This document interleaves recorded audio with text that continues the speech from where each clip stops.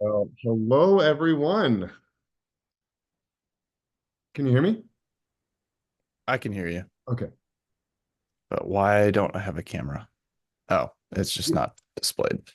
yeah, you're on the camera.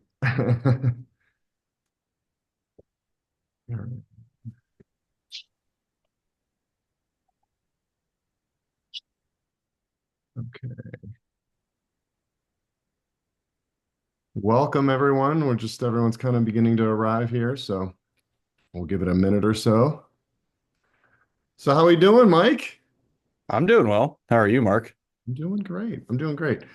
So, there's a couple note takers in here. I know that there's a way to like show that they don't show up. Hey, Megan, welcome. Good to see you, Yeah, Mark. yeah, yeah. So. Perfect. Hello, Mandy. Hey, Welcome. Excited to have you here. And welcome, iPhone. I'm not sure who iPhone is, but it's very nondescript, but it's all are welcome here. It's Becky with Ray. Sorry, Hey, Oh, I'm waving Becky. everyone hello, over. Becky. But you can Awesome. call me iPhone. That's fine. Uh, Fantastic. you might get a cease and desist letter from Apple at some point, though. All Keep right. them down low. Yeah. It's I just don't a know. nickname. Just a nickname. I don't know if anyone does have an iPhone. Obviously, I know Becky does for sure. But I just updated mine last night and my alarm. I mean, luckily I woke up without my alarm, but my alarm went off for a second and then it was it. And I tested it out a couple times. So I'm curious if anyone else has had that same issue. But like I said, I literally just upgraded it or updated it last night and I'm like, my alarm never went off this morning. So just FYI, no, the more you my know. issue is subconsciously hitting snooze for a very long time and not knowing I did it. Okay. Awesome. All right. Hello, welcome, Christine. Hey Mark, how are you? I'm doing great. I'm doing great. Awesome. All right. Well, I think as people are going to be able to funnel in, we want to make sure we honor everyone who's here. So would love to do a quick introduction, name, firm, and then CRM that you're using. We have a number of things. The topic for today is going to be deal flow. So as you're kind of thinking about anything in particular around your CRM, what specific topic may you like to talk about regarding deal flow? I have a couple key points that we'll go over. And so I'm joined with Mike, and Mike and I host these events twice a month, one for the CRM, and then one later on in the month on the third Thursday for LinkedIn optimization. And so I'm going to be hosting this one. Mike will be co-hosting and kind of making sure that we're able to keep on time and everything. And wanted to give a quick kind of introduction to myself, and then we'll shift it over to Mike, and then everyone else, and kind of tell a little bit more about what Kindred's all about and why we're here today. And want to make sure that the goal for today's call is really about making sure that you have implementable steps beyond this call. Every one of you is going to get a worksheet afterwards, talking a little bit about some of the things of organization and strategy and some things of that nature. But we want to make sure that this is reflective of going back and forth, whatever it is and however it is that we can help you with the CRM side. We want to be able to do that today. So that's really our objective. So Kindred is well, actually, Mike, do you want to kind of go into Kindred Sure. and share a Yeah, little we bit about that? I feel like I've been talking a lot. Yeah, I'll share a very quick intro to Kindred and then we can get on to everybody's introductions. But Mark and I have known each other for, I think, almost 10 years now. Been friends for a long time. We've worked together in a number of different ways over the years. And one of the things that we've kind of uncovered in the last like 3 years through our experience building like outreach programs and sales pipelines for professional services firms is just some really unique insights into how firms really need to be relational in that process. That at the end of the day, like the practitioners in firms and accounting firms, law firms, and other professional services firms really are built on relationships. And so just bringing a very relational approach to that sales process, we want to help firms figure that out. We've done that with a few. We've done that with our own firms, and we've done that in the past in companies that we've worked in. And so we started Kindred. I think we officially launched in November. I think I had one LinkedIn post that talked Mhm. about it.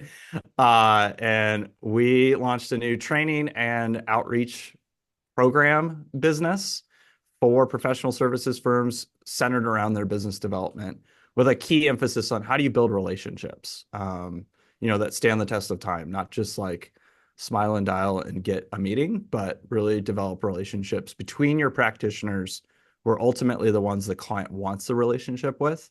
And how can you do that in a scalable and efficient way? So Mark's got a deep background in all things business development and sales process, and he brings a lot of that to the table. That's why we do these CRM calls each month. And then I've done a lot more kind of on that, the intersection between sales and marketing. My background obviously is in marketing for those who know me. But I've done a lot of business development and I've coached clients on it, and particularly around LinkedIn, which is what our other monthly call is all about. So if anyone's not signed up for that and you're interested in learning some more tips and tricks on LinkedIn and how to do outreach really well and relationally on LinkedIn, that's what we talk about on that Q&A call. So excited for everybody to be here. I know Mark's got kind of an agenda here of how to get around the room and just get everybody introduced to each other, and then we'll jump into the Q&A session. All right. Well, Megan, I know that you've been here before, so would you like to kick us off here? Then we'll go over to Mandy, followed by Christine. Yeah, sure. I'm Megan. I'm in Phoenix, Arizona. I own a marketing agency. We do social media. And I've known Mark for since pre-COVID, something like that, I five think it's years. about 5 God, years it's been now. that Yeah, it's hard long. to believe. So yeah, and as far as CRMs, I've kind of flipped around between HubSpot and Flowdesk, depending on what the need is. So. Awesome. Anything in particular around deal flow for you today that you want to take a note around or? Um, I've upped my pricing recently and am kind of going for a higher level target, and so that will come with, a little bit of a new strategy and a little bit of a different take on the messaging, Okay. and kind of narrowing down to who my targets are. So, I've been exploring things like cold email. I don't know yet whether I'm going to pursue that route, but all of this will be helpful for me to decide. Okay, so the main focus is you're kind of looking at the pricing change essentially and how that may affect your deal flow. Okay, perfect. Yeah. Awesome. Thank you. And yeah, we'll get into some of these notes. I just want to make sure I make some notes of everyone that we get to answer as many questions as we possibly can. So awesome. All right, we'll shift over to you, Mandy. Hello, I'm Mandy. I work for Ray Advisors. I actually work directly in the CRM. So I work directly with users and or in the back end, kind of making CRM usable for them to manage their sales process. So I'm not necessarily on the front end, but I kind of build the system to reflect how, our business growth and what our goals are and help them achieve that in our system. So, and I use Dynamics 365. Okay, cool. Well, we use. All right. Yeah, I was gonna say, yeah, Becky, I'm gonna come back to you, Becky, too, because I forgot about Becky.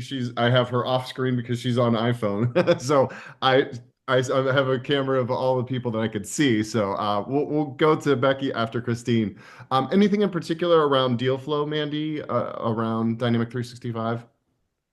No, I'm kind of just seeing if this might be something that could help me create like a better process for, our firm, and we kind of have always done it the same way, I think, in CRM anyways. And so I'm just looking for ways I can maybe make it better or pick up some tips and tricks from other people. Okay, awesome. Yeah, no, I'd love to talk about that. That's actually going to be one of the points. Well, there's 3 points that I really wanted to make sure that I address and again get into all of these.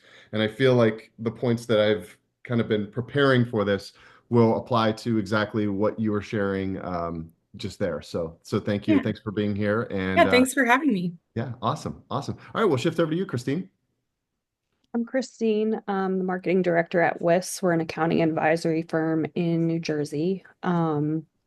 And we have HubSpot, but Okay. are not using it yet. We're about to uh, start looking at building process for it, and getting our partners using it. But yeah, I don't know where we're gonna start. So we have a call next week to talk about, I guess, requirements. But yeah, I don't know how to build a workflow or things to think about when building a workflow, and what we should be tracking when it comes to leads and pipeline and reporting. So I'm just I have all of these thoughts on things that we need to probably do, but I don't really know the best place to start.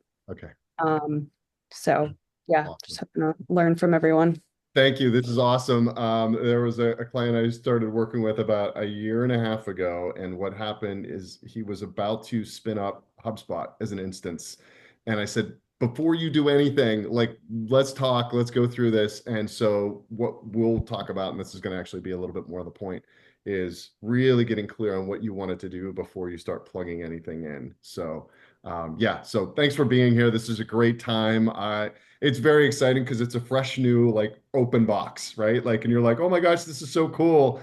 The thing that we want to make sure of is that that box stays as cool as it can be so that all the partners can use it the way that they need to use it Yes. in a great way, instead of it being like, well, this partner uses it this way, this partner uses it this way, this partner uses it this way.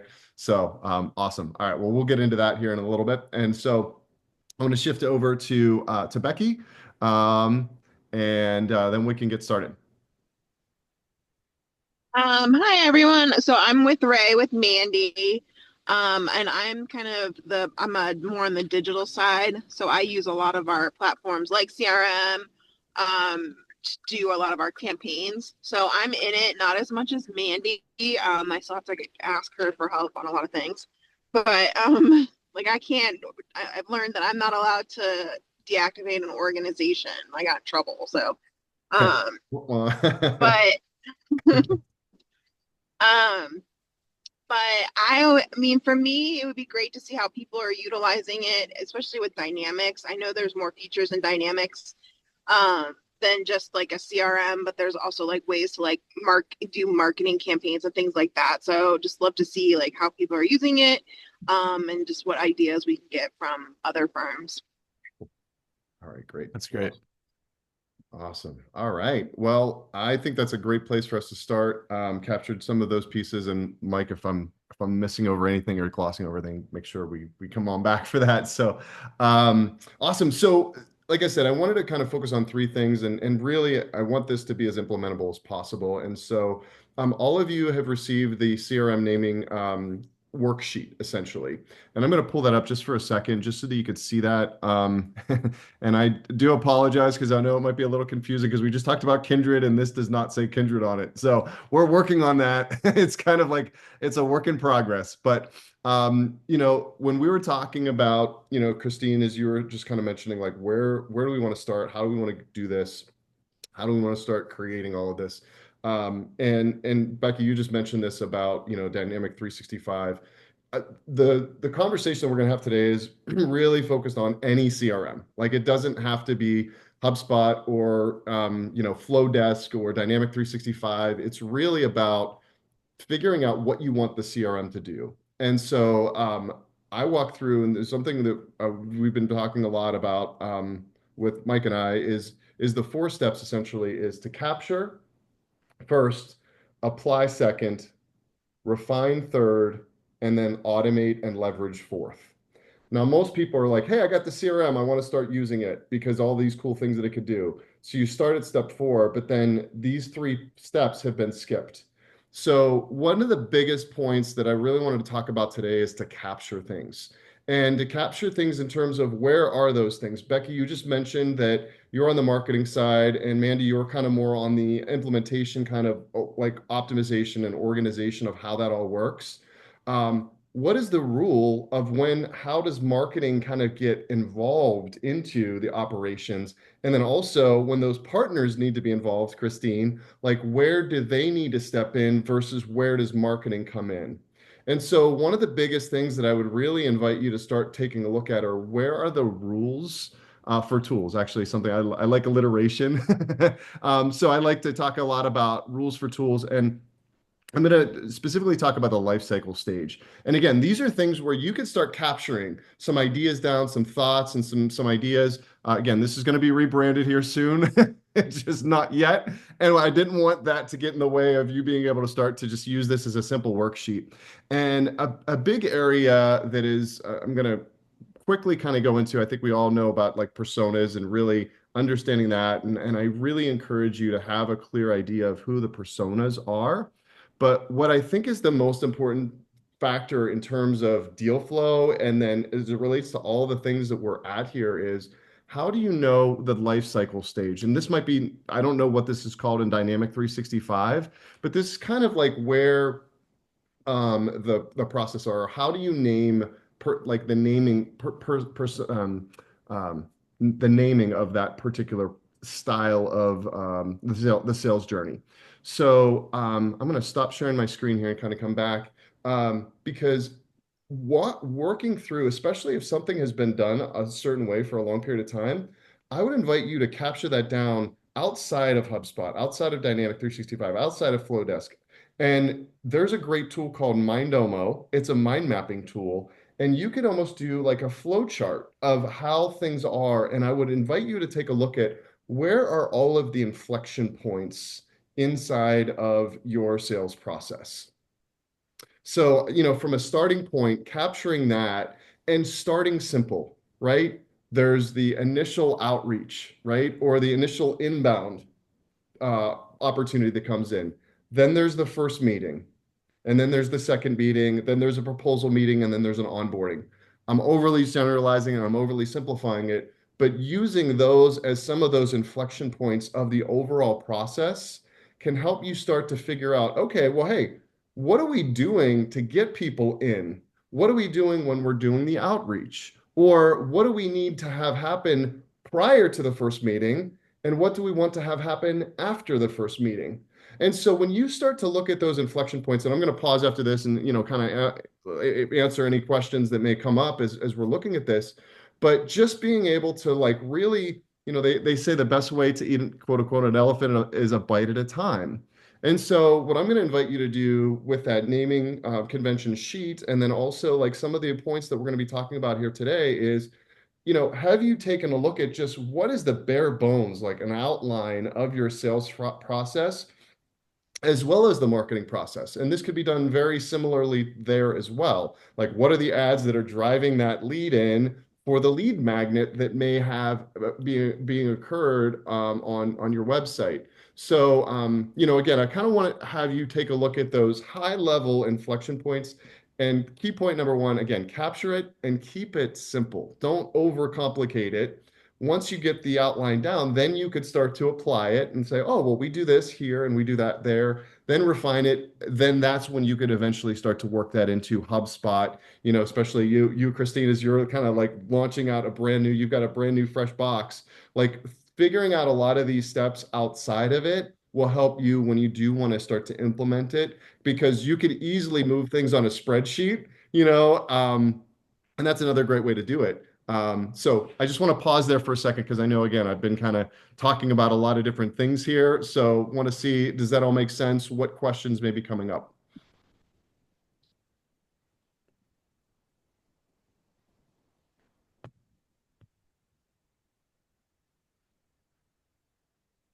I was gonna just, Christine, I kept thinking about your situation, because you're right at the front end of everything.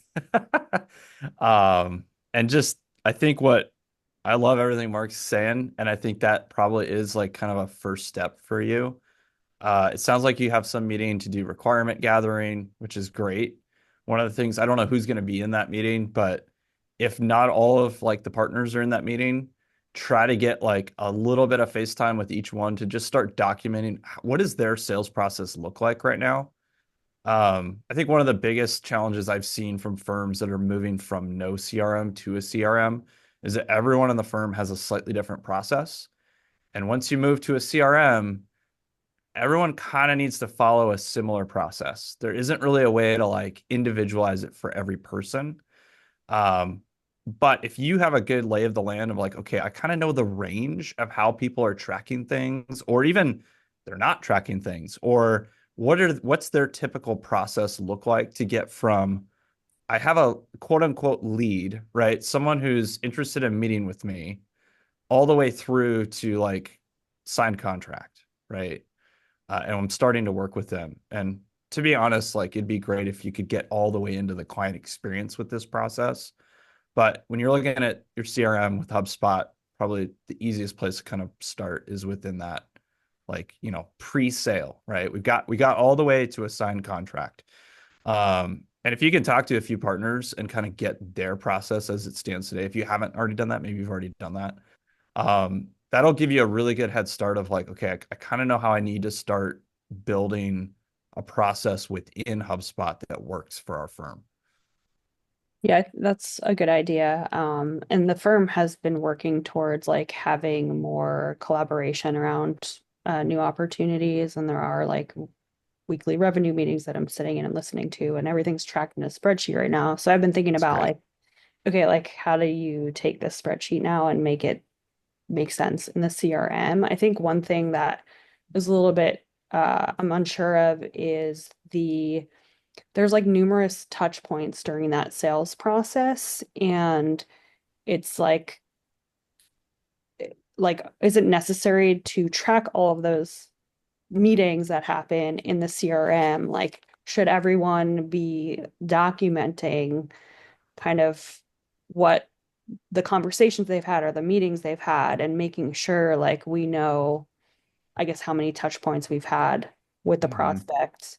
Um, because again, like everyone is doing things differently. So it's like, how do we kind of take what they're documenting in the spreadsheet and like putting it into the CRM? Like, is that necessary? Well, Mark, you probably have an answer. I'll let Mark I speak do, and first. I was going to say if you have something, I was going to let you go, and then if there's When anything, do I not, Mark? what's that? Just okay, When do cool. I not have a Yeah, response? exactly. I'll hold my peace. Okay. So what I would say is understanding where in that spreadsheet, if there's dollars associated in the spreadsheet. And so there's certain things that are going to be um, when I think about deal flow, I think about dollars, right? Dollars equal deal flow. So Yep. anything kind of as in a spreadsheet, you could put into the deal flow in some way, shape, or form. Now, there could be a number of times where there's opportunities, but the proposal might not be out. It might be kind of an estimate that, okay, this is how much this particular client may be, but we don't have that definitively defined yet because we still have a secondary meeting and some of those things.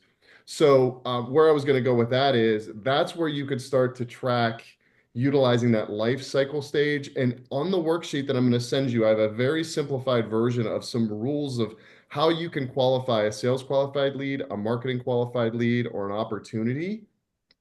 So that way you have a chance to say, all right, every partner that's reaching out to someone, that might be a sales qualified lead, but they might not have a proposal in front of them. So maybe you don't start tracking that spreadsheet or that deal flow until it actually becomes a really like tangible number that is very winnable, or like, hey, there's obviously times where you will do everything you can, it looks like a winnable opportunity, and then that deal gets lost, but at least it starts to give more accurate representation of what that spreadsheet is. So to kind of just simplify that, I would say it's really, again, beginning to define what constitutes a sales qualified lead. And those touch points in a sales qualified lead might mean they're having a meeting with someone and they might have a coffee or a lunch or something like that. You don't have a dollar associated with it, but it's still, you still want to track it in some way, shape, or form. So anything in that SQL category would be something that the partners could keep track of. When it becomes a proposal, then you can move it over into deal flow and change that life cycle stage to an opportunity. And again, I've seen this a lot, so I know I'm kind of speaking directly. Christine, I know you're still kind of getting the lay of the land around at HubSpot. So again, if there's anything too that would be helpful, just as a follow-up from here, we're happy to, Mike and I are both happy to kind of hop on and chat with you more. And after even you have your requirements meeting. But that was going to be one of my main things because there are so many touch points and there's so many ambiguous points, right? Because it's a sales flow and it's not all linear. Um, Mhm. and so just kind of being able to work with them on helping them to kind of navigate through that process. So that was going to be my real takeaway. Mike, if you do a great job of sometimes simplifying everything that I kind of dig I in. thought it was great. Okay, Yeah, cool. it's difficult. Like, every CRM is a little bit different. Microsoft Dynamics is very open. You can build a lot of things, make it very custom to you. HubSpot's a little bit more pre-built out of the box. So you kind of have to learn how to, I don't know if hack is the right way, but translate their terms to your terms. So I think one thing that's really helpful is even just take your spreadsheet and start to go, what HubSpot field does this equal? Right. And that will take a little bit of time. If you're not familiar with HubSpot, you're gonna have to get pretty familiar with it and understand how it works. But like for instance, like HubSpot's life cycle stages that Mark keeps referencing. Every platform is gonna be different in how you can use those. Some of them you can just create custom ones, right? So you can have as many as you want and call them whatever you want. Like Salesforce, you can do that. But in HubSpot, those are pre-built and you can't really change them. So if you don't have like a status that fits one of these, then you run into some challenges. But then it's like translating a status to one of these. So I put them in the chat if you're interested. Obviously, you can go look that up in their knowledge base. There's tons of info on that. But um, Helpful. I Thanks. do kind of back to like a question or thought you had, Christine. Sorry, I'm like really honed in on this one because I love the like early stage stuff. It's fun to like do all the optimization too, like Mandy gets to do. But it's this big knotty mess at the beginning. Um, but one thing you mentioned, Christine, was like, do we need to capture everything we're capturing in the spreadsheet in HubSpot? And my 2 cents, not knowing anything hardly at all other than what you've shared today, would be that eventually, yes. Like you really do want your CRM to be your single source of truth about any, and you'll have to make some decisions around this. Like, is it single source of truth for every relationship, including clients, including other people, other stakeholders? Or is it only sales leads, like marketing and sales leads? And once it gets to the customer status, then we just don't care as much anymore. We have a different platform that handles that. My general rule of thumb, though, is that if you don't make it your single source of truth for the entire customer journey from, all the way from like awareness of your brand all the way through to at some level through like the entire client journey, um, you lose a lot of effectiveness with your CRM. Because at the end of the day, if you can't tie it all the way back to things like lifetime value of that account, if you can't tie it back to like, individual revenue or other opportunities sourced across if you have multiple service lines, you want to be tracking that in your CRM because that's where the reporting is going to be easiest, or you need to do it somewhere else. You need to create some kind of single source of truth that's somewhere else, that feeds from your CRM. So just knowing that like you're probably early in that process, I would encourage you to think like if we're tracking something in a spreadsheet around sales, that probably all needs to make it into HubSpot at some point. And moving, everyone who's working in that spreadsheet over time, getting them to move all of that activity that they're doing, all the note taking, all the, updates, that all needs to have a home somewhere in HubSpot that they're using in HubSpot, and they're not using that spreadsheet anymore. And Having then two systems is going to get really old really fast. Mhm. very quickly, yeah, yeah, and just to kind of tie that back into Mandy, and what you're looking at in terms of optimization and things of that nature is again sometimes it's been done this certain way all of these years. So like even kind of taking a fresh look at it again, you have built it out. So what if you were to begin to rebuild it, like almost looking at it as the beginner's mind, like what would we do Mhm. that would make more sense now? Not saying that you've got to blow the whole thing up, but just are there some little tweaks that could be made? Because sometimes things are done a certain way because they've been just done that certain way. Yeah. And, sometimes it's just a matter of like, well, wait a second, we add that in every time. We don't need that. And Hmm. just like something about just one of my favorite quotes, and I want to be mindful of the time. And so, we'll wrap up here in just a second. One of my favorite quotes is by when they asked Michelangelo, how did he create the statue of David out of this huge slab of marble? He said, I simply removed everything that wasn't David. And I think that's really, again, sometimes what we need to do, like in your case, Mandy, and even Megan, like as you're kind of making some adjustments here with what you're doing now, sometimes it's like we got to take things away. And when you Hmm. take things away, things work more efficiently because this was added and this was added and this was added and this was added, but actually you can actually take those steps in two instead of four. And so Right. like that's almost maybe as you do some of this capturing and applying, you might be able to see it from a different perspective, saying like, man, we probably could just cut this out. So I just wanted to make sure that we kind of addressed and talked a little bit more about that before we wrapped up the call. Yeah, that's a good point. We're not the same firm as we were, 5, 6 years ago, and your CRM really has to evolve with you. So it's never going to be, it's not going to be perfect forever. You might be able to write this time, and then, changes happen and things, your whole business plan could change. And no, that's a good point. Yeah, yeah. So we always like to, and for any of you, and I know I mentioned this to Christine, but Mandy, Becky, we talked about this the last time, Becky, when you were on. If you would like any like follow-up questions where we can kind of dig in a little bit more, even, pop the hood a little bit, more than happy to talk a little bit more about where and how we could get into, digging into a little bit more details. Because again, I know that there's a number of different dynamics happening, including the different styles. Like we basically almost have three different CRMs here Hmm. represented. So, whatever's going to best support you, more than happy to just, you have our email. So just reply back. You will be receiving a spreadsheet that breaks down like how do you kind of clean up the context that may be in your existing CRM.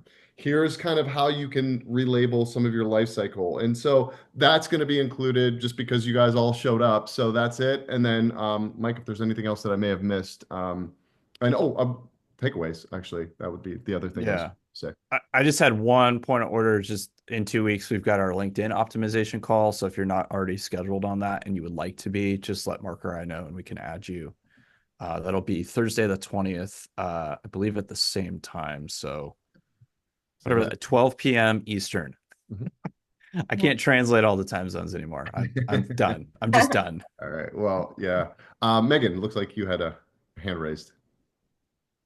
Or you were Oh, just. not a question. I just want to be invited to that LinkedIn call. Oh, I will okay. absolutely get you on there. Cool. Thank you. That might actually be a good one for you with your kind of question around cold calling. Yeah, Um, I have some ideas for you. Yeah. cool. Awesome. All right. Anyone have any particular takeaway from attending here today?